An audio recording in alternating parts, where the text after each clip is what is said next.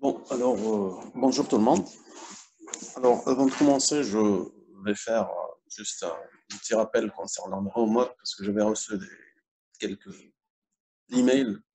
Donc, afin de répondre aux concernés dans la foulée pour répondre à tout le monde, je préfère en parler maintenant pour tout le monde. Donc, ce qui évitera aux gens, à d'autres personnes, de poser les mêmes questions et d'avoir une idée claire sur le homework. Euh, le homework, il faut le rappeler, c'est un travail personnel. C'est-à-dire que chacun doit réfléchir en fonction de ce qui est demandé et, bien entendu, de répondre en conséquence. Donc, moi, je ne devrais pas répondre aux questions des uns et des autres. Pourquoi? Parce que le travail qui est demandé, on a clarifié les choses en montrant les différentes, je dirais, contraintes imposées par le homework, à commencer par les dates pour dire quand est-ce que j'ai remis et quand est-ce que je veux recevoir la réponse. Ça, c'est la première des choses. Deuxième aspect, on a montré quel est le travail à réaliser. Donc, le travail se résume par la prise du contrôle du microphone. Et j'insiste sur le fait suivant, la prise du contrôle à l'insu de l'utilisateur. Ça veut dire que l'utilisateur ne doit pas le savoir, parce que si l'utilisateur va le savoir automatiquement, il va prendre les mesures nécessaires pour essayer de contrecarrer l'action. Donc, du coup, il ne faudrait pas que l'utilisateur s'en aperçoive.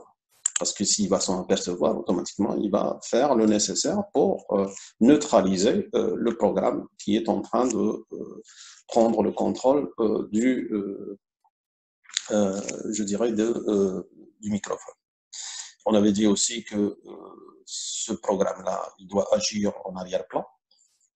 Et bien entendu, il doit être invisible dans le sens où l'utilisateur, quand il lance par exemple le gestionnaire de tâches, le processus ne doit pas être visible, parce que là aussi, s'il est visible, automatiquement, il va essayer de lui mettre fin et voir pour le neutraliser complètement. Donc ça, c'est ce qui est demandé. Donc les choses, je dirais, sont assez claires pour, je dirais, en parler. Voici ce qui a été demandé.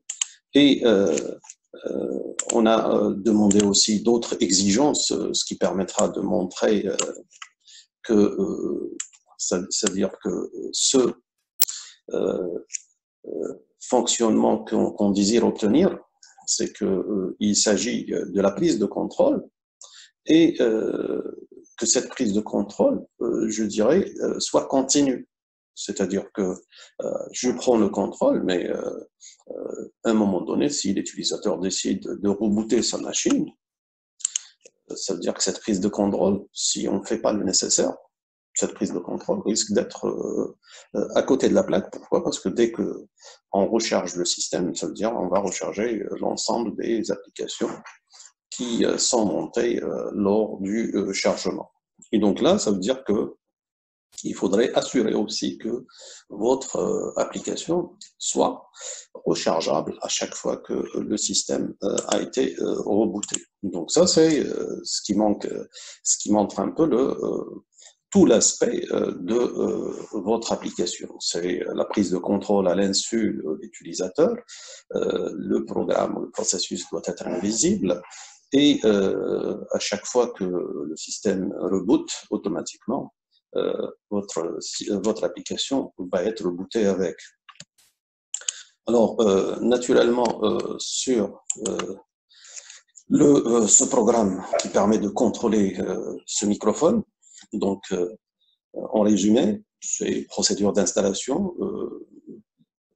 Vous pouvez appeler ça procédure d'installation, comme on peut appeler ça procédure d'attaque si tu veux, parce que à vrai dire, tu es en train de faire les choses, parce qu'en général, quand on parle d'installation, c'est l'installation qui est en général délibéré et volontaire. Mais là, l'installation n'est pas volontaire, c'est-à-dire à l'insu de l'utilisateur. Et de la même manière, la procédure de cacher le programme.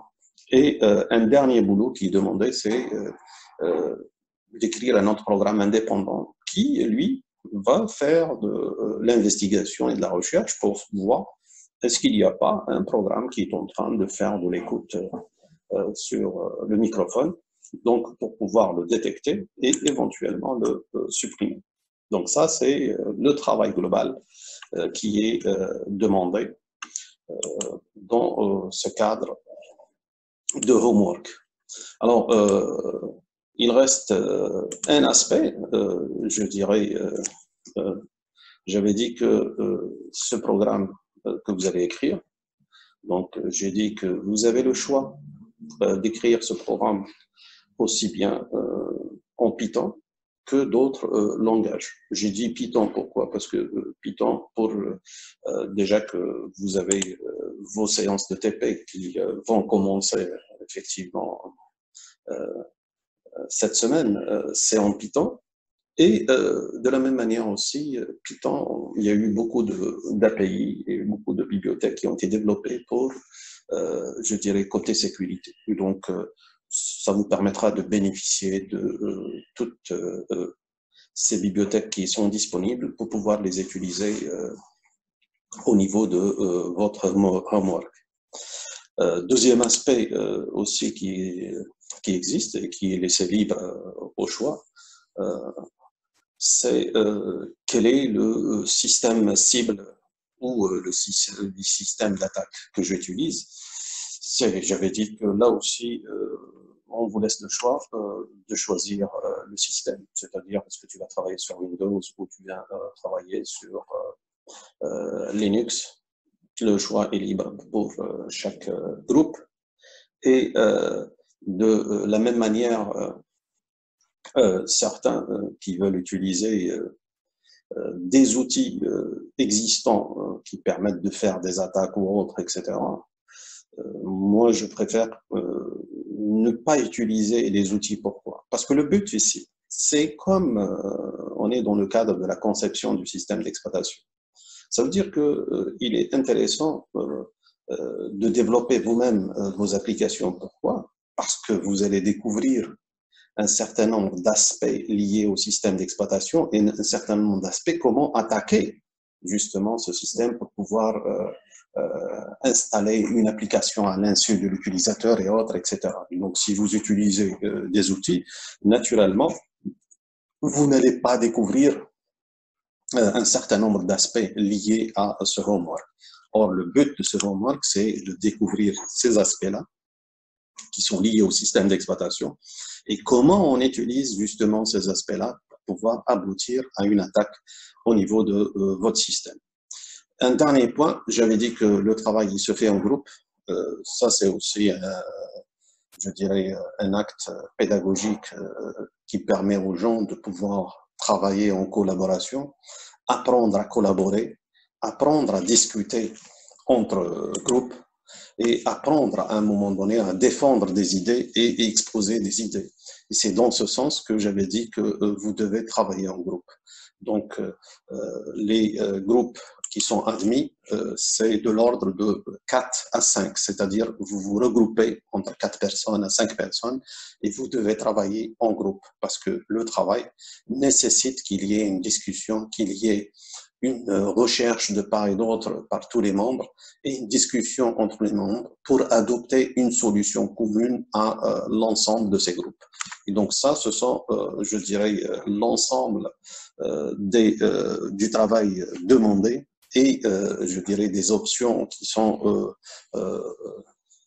retenues pour ce projet et ce qui vous donnera l'opportunité de travailler en groupe entre plusieurs éléments et de pouvoir discuter pour proposer une solution commune entre tous les membres du groupe. Donc ça, c'était je dirais, tout ce qui est relatif au projet. Et donc, j'arrête sur ce point-là.